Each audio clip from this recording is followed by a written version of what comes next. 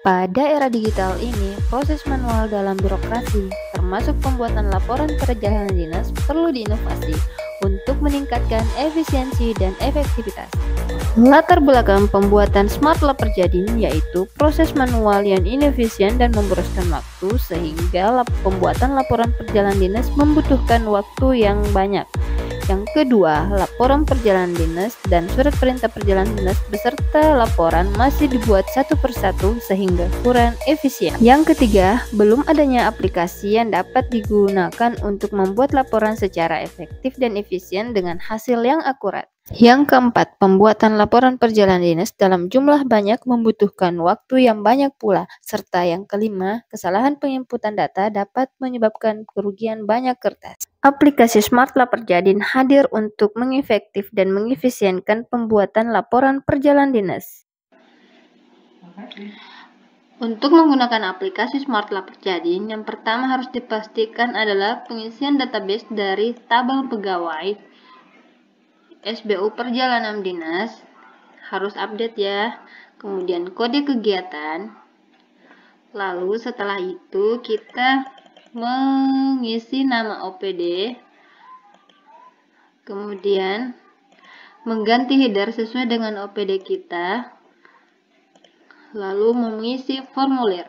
Di formulir itu sendiri kita harus mengganti nama kepala dinas sesuai dengan nama pimpinan di OPD kita.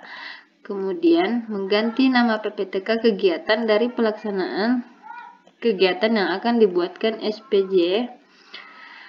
Kemudian mengisi nomor surat tugas, nomor surat perintah perjalanan dinas, dan tujuan dari perjalanan dinas tersebut.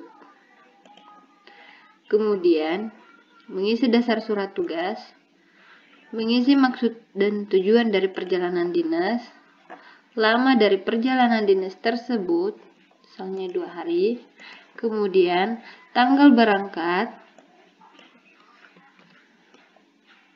Di sini kita tes ya, 18, 19. Kemudian surat tugasnya kita sesuaikan, misalnya dari H-1 sebelum perjalanan, maka kita ganti. Kemudian tanggal laporannya kita sesuaikan. Dan di sini adalah kolom untuk mengisi hasil dari perjalanan dinas tersebut. Setelah itu, isikan kesimpulannya.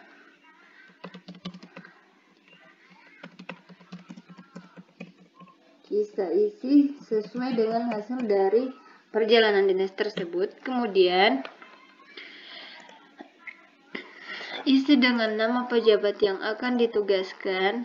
Misalnya kita ganti namanya sesuai dengan surat tugas yang akan kita buat, dan jika hanya ada 2 orang, kolom yang lainnya bisa kita ganti dengan angka-angka tersebut.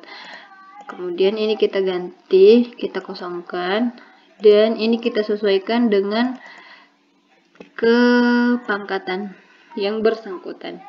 Setelah itu di pratinjau cetak kita sesuaikan dengan nama yang akan dicetak.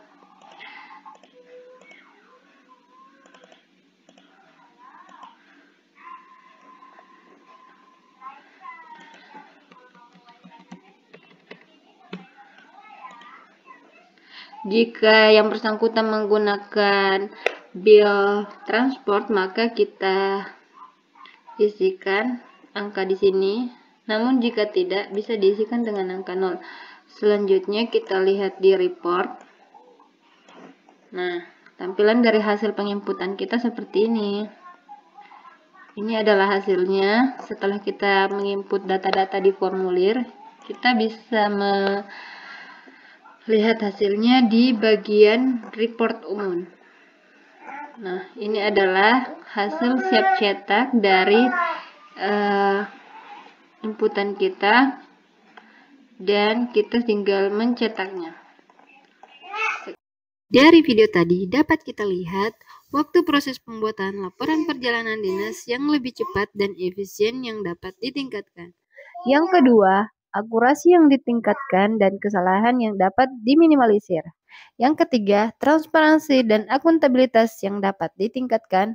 Serta yang keempat, manajemen pengeluaran yang dapat disederhanakan, baik dari segi waktu dan penggunaan kesalahan kertas. Laporan dapat diselesaikan dengan lebih cepat, efektif, dan efisien.